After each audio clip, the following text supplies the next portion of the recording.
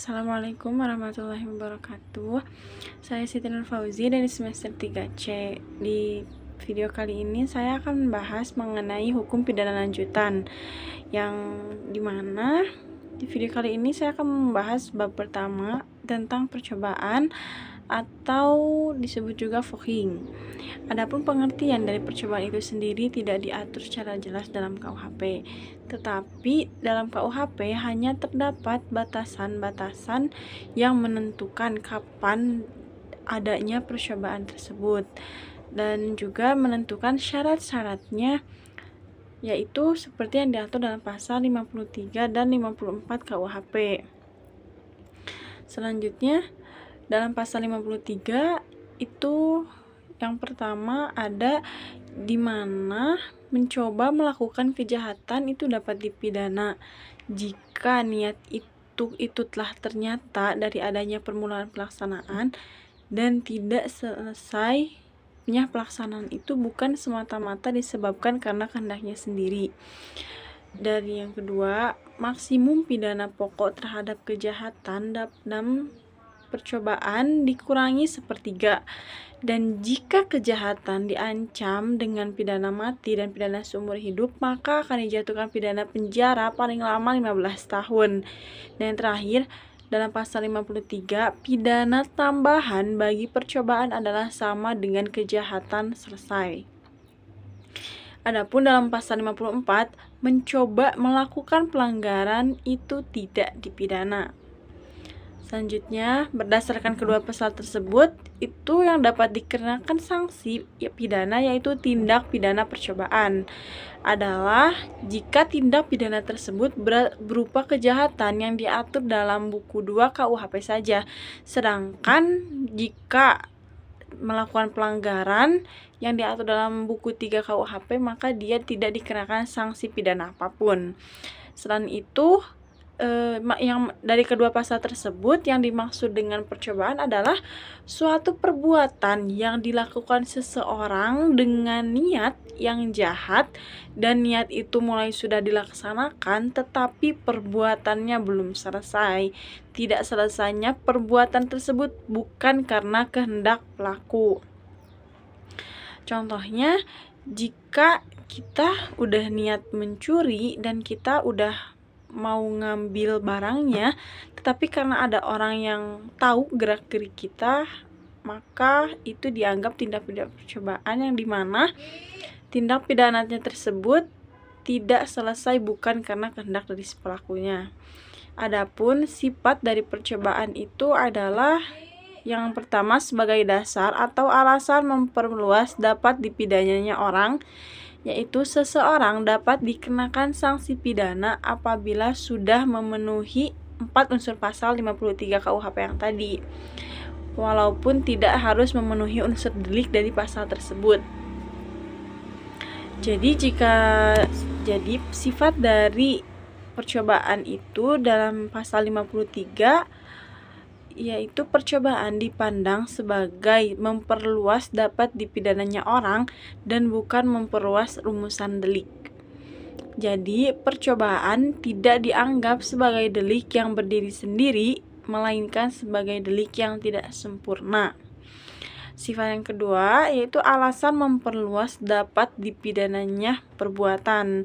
Yang pertama itu alasan memperluas dapat dipidananya orang, dan yang kedua alasan memperluas dapat dipidananya perbuatan dari tindak pidana percobaan tersebut, yaitu tindak pidana percobaan merupakan satu tindak pidana yang bulat dan lengkap. Percobaan bukan delik yang tidak sempurna, tetapi delik sempurna dalam bentuk khusus atau istimewa. Berikutnya, dasar patut dipidananya percobaan itu ada 2 teori. Yang pertama ada teori subjektif, yang kedua ada teori objektif. Teori subjektif yaitu dasar patut dipidananya percobaan terletak pada sikap batin atau watak yang berbahaya dari pelakunya. Jika menurut teori objektif yaitu dasar patut dipidananya percobaan terletak pada sifat berbahayanya perbuatan yang dilakukan oleh pelaku. Teori objektif ini terdiri dari dua teori lagi, ada teori objektif formil dan teori objektif material. Jika teori objektif formil yaitu perbuatan itu dianggap berbahaya terhadap tata hukum. Sedangkan teori objektif material yaitu menganggap perbuatan itu dianggap berbahaya terhadap kepentingan atau benda hukum. Dan unsur-unsur percobaan itu ada 3. Yang pertama adanya niat, yaitu niat itu merupakan sikap batin dari si pelaku yang tidak bisa terlihat nyata. Niat itu dapat terlihat setelah ada permulaan pelaksanaan. Dan niat di sini itu berupa niat jahat yang berbeda dengan kesengajaan. Dan yang niatnya itu masih dalam sikap batin, sedangkan kesengajaan sudah nampak. Jadi niatnya itu dia udah niat dalam hati tapi belum tentu dilakuin, sedangkan kalau kesengajaan dia itu udah langsung ngambil aja kayak gitu. Yang unsur percobaan yang kedua itu ada permulaan pelaksanaan. Nah, ada beberapa perbedaan pendapat antara perbuatan persiapan dengan permulaan pelaksanaan. Permulaan pelaksanaan yaitu contohnya misalkan A dituduh hendak membakar rumah B pada malam yang telah ditentukan. Jadi A dan B itu udah kerjasama dan A sudah menentukan rumah mana yang akan dimasuki. A yang menentukan rumah dan nanti B yang menaruh barang-barang yang mudah terbakar di rumah tersebut. Yang kemudian si B itu menyambungkan setiap sumbu agar mudah membakar isi seluruh rumah tersebut. Saat sudah semuanya disiapkan, barang-barang tersebut disiram oleh bensin agar mudah terbakar. Setelah siap semuanya,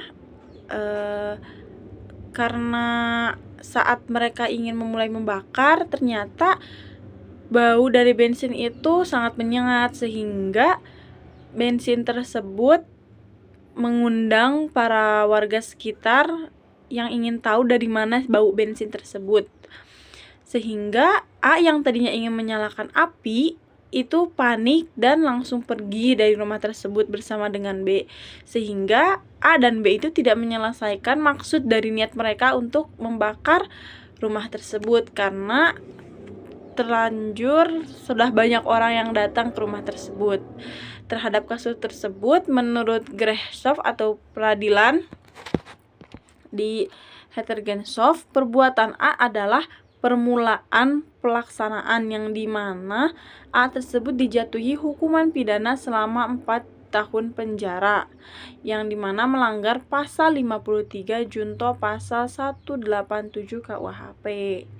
Sehingga atas dasar tersebut A mengajukan upaya hukum dengan alasan bahwa pengadilan telah salah menafsirkan pasal 53 KUHP dan menyatakan bahwa apa yang dilakukannya baru merupakan perbuatan persiapan bukan permulaan pelaksanaan.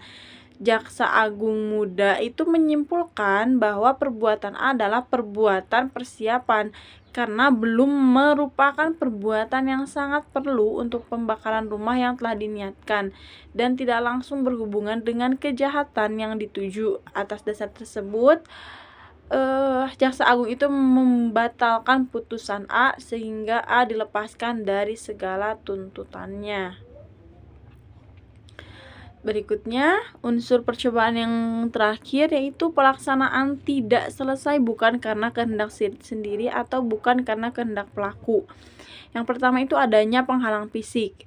Contohnya, saat A ingin menembak B, tetapi ada yang menghalangi di antara A dan B, sehingga yang terkena tembakan bukanlah B, melainkan orang lain. Yang kedua, akan adanya penghalang fisik. Misalnya, karena takut dia misalkan mencuri dan gerak-geriknya tuh takut diketahui sama orang lain, akhirnya dia batal untuk mencuri. Yang ketiga itu adanya penghalang yang disebabkan faktor atau keadaan khusus pada objek yang menjadi sasaran. Misalnya orang itu tuh saat mau ditembak tuh emang badannya tuh kebal, atau mungkin dia emang pakai baju pelindung yang emang bisa melindungi dia dari tembakan itu. Nah, tidak selesainya perbuatan karena tadi sebelumnya kan tidak selesainya bukan karena kehendak sendiri. Sedangkan yang berikutnya itu tidak selesainya perbuatan karena kehendak pelakunya sendiri. Yang pertama itu adalah pelakunya memundurkan diri secara sukarela, yaitu pelakunya itu tidak mau menyelesaikan perbuatan kejahatan yang akan dia lakukan. Yang kedua, tindakan penyesalan.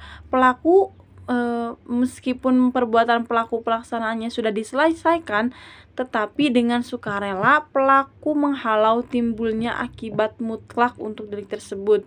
Misalnya, pelaku A ingin memberikan racun kepada B dan B sudah meminum racun tersebut.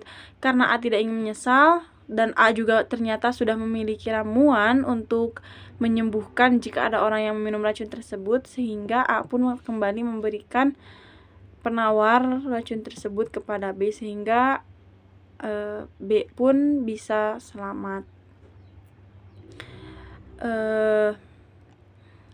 Yang materinya itu adalah percobaan mampu dan tidak mampu. Percobaan tidak mampu muncul apabila perbuatan pelaksanaan telah dilakukan, tetapi delik yang dituju tidak selesai atau akibat yang terlarang menurut undang-undang tidak timbul. Tidak timbulnya akibat yang dilarang dapat disebabkan dari tidak mempunyai objek. Perbedaan percobaan mampu dan tidak mampu hanya ada pada percobaan objektif, yaitu menitik beratkan pada sifat berbahayanya perbuatan. Sedangkan jika menganut teori subjektif tidak mengenal perbuatan tersebut, melainkan menitik beratkan pada sifat berbahayanya sikap batin atau watak dari pelaku tersebut. Jadi menurut memori Van Tulichting tidak mungkin ada percobaan pada objeknya yang tidak mampu. Yang ada hanyalah percobaan yang tidak mampu pada alatnya. Memori Van Tulichting membedakan antara percobaan yang mampu karena alatnya, percobaan yang tidak mampu karena alatnya dibedakan menjadi dua. Ada tidak mampu mutlak atau absolut dan tidak mampu relatif. Tidak mampu mutlak atau absolut yaitu bila dengan alat tersebut tidak akan muncul delik atau tindak pidana. Contohnya meracun dengan air kelapa muda. Nah, di situ kan gak kelihatan apakah di kelapa itu ada racunnya atau enggak. Yang kedua itu tidak mampu relatif, yaitu bila dengan alat tersebut tidak timbul delik selesai, tetapi keadaan terbentuklah yang menyebabkan munculnya delik. Berikutnya tentang percobaan, yaitu pemidanaan terhadap percobaan. Percobaan yang pertama itu percobaan terhadap kejahatan diatur dalam pasal 53 ayat 2 KUHP, yaitu maksimum pidana yang dijatuhkan yaitu dikurangi sepertiga dari pidananya. Yang kedua, sedangkan menurut pasal 53 ayat 3 KUHP untuk ancaman pidana mati atau seumur hidup, maka maksimum pidana untuk percobaannya itu sampai 15 tahun. Yang ketiga, adapun percobaan terhadap pelanggaran menurut pasal 54 itu tidak dipidana. Yang terakhir, selain itu ada juga pengecualian tindak pidana kejahatan yang diatur dalam buku 2 KUHP tetapi tidak dipidana, yaitu apabila melanggar pasal 184, 302, 351 ayat 5 dan 352 ayat 3. Jika ingin mengetahui lebih lanjut, silahkan untuk membuka pasal-pasal yang tadi disebutkan tadi. Berikutnya itu yang percobaan di luar KUHP, yaitu percobaan yang di luar KUHP seperti dalam Undang-Undang Nomor 7 garis miring darurat garis miring 1999 tentang TPE. undang-undang tentang narkotika, undang-undang tentang korupsi, dan juga beberapa tindak pidana di luar KUHP ini diserahkan kepada pengaturan undang-undang tersebut sesuai dengan pasal 103 KUHP. Tetapi pada umumnya tindak pidana di luar KUHP atau khusus tidak berlaku atau tidak mengenal percobaan atau dianggap perbuatan tersebut telah selesai. Dan itulah materi mengenai bab 1 hukum pidana lanjutan, yaitu tentang percobaan. Untuk selebihnya mohon maaf. Wassalamualaikum warahmatullahi wabarakatuh.